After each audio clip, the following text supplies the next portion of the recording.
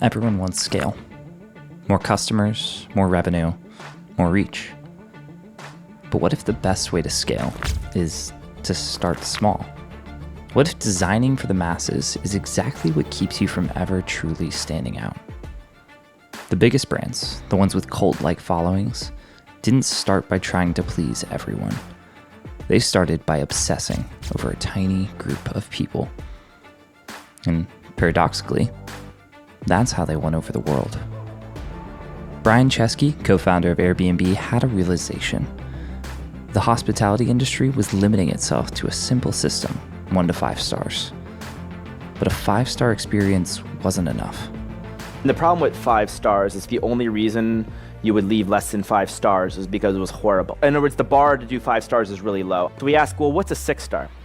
Well, a 6-star is they probably pick you up at the airport. So what's a 7-star review? Well, 7 stars, they don't pick you at the airport, they send a limousine. And so then what's a 10-star check-in?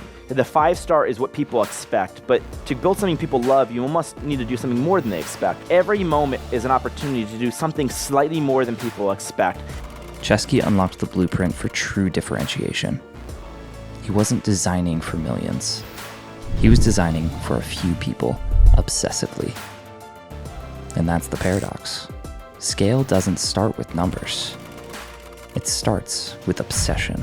It's better to have 100 people that deeply love you rather than getting 1 million people that kind of like you. And Airbnb certainly wasn't alone in this practice. Some would say they were in good company. If there's one thing Amazon.com is about, it's obsessive attention to the customer experience. If you can focus obsessively enough on customer experience, then I think you have a good chance. What incredible benefits can we give to the customer? Where can we take the customer? You've got to start with the customer experience and work backwards to the technology.